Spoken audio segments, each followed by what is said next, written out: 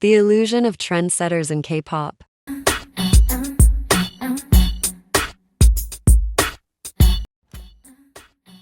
She's not a trendsetter or copying anyone, she's a human billboard. There's a confusion a lot of fans have about idols making things trend, especially when it comes to outfits that were obviously sent out to as many people as possible. Take Shuhwa and that Jaded London dress as an example. No, Shuhwa didn't make that dress trend among idols. That dress was part of a calculated marketing push. Jaded London, a lot of mid-tier edgy streetwear brands, was going hard with placements not just in K-pop but across influencers globally. Long before Shuhwa wore it, influencers had already posted in it because it was sent to them. They didn't buy it because of her. This was a campaign. Shuhwa didn't start a trend, she was part of the rollout. So no, she's not a fashion icon or trendsetter, in that case she's a marketing tool. Basically, idols didn't start wearing it because Shuhwa made it popular. That dress was meant to be seen by you and as many people as possible, to sell a vibe, a brand, and eventually product. To call it what it is, not trend setting, but trend serving. When we keep seeing the same brand or outfit over and over, that's not organic popularity. That's money. That's a marketing team working overtime. The more money a brand has, the more aggressively they distribute their clothes. That's why you start seeing the same diesel dress,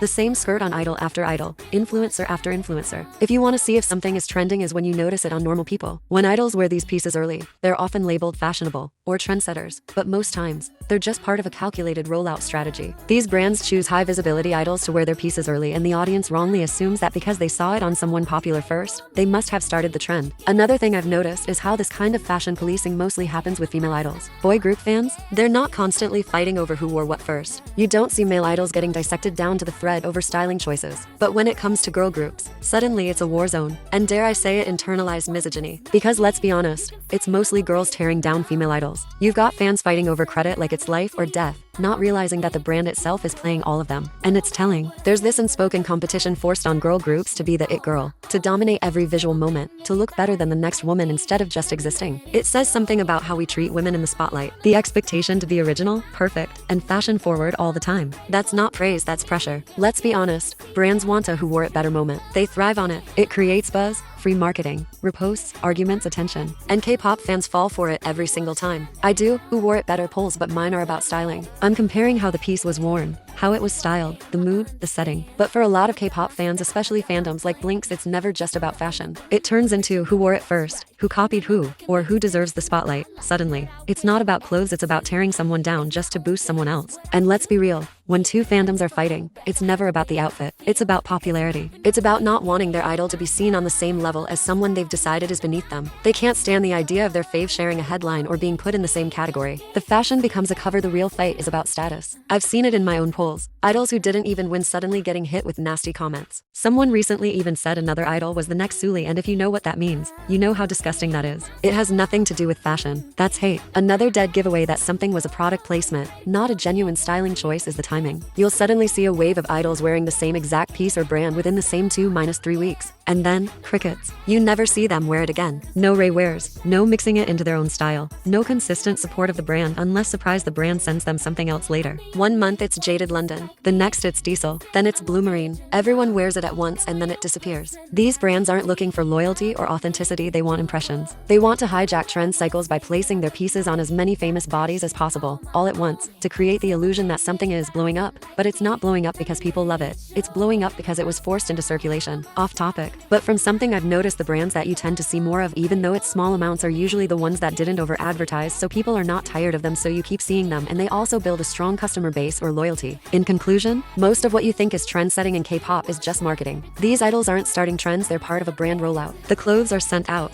worn once, and forgotten. And fans turn it into a battle over who wore it first or who deserves more credit, when really, none of it was organic. At the end of the day, it's not fashion influence, it's exposure. So just remember, not everything you see is a trend, some of it's just strategy.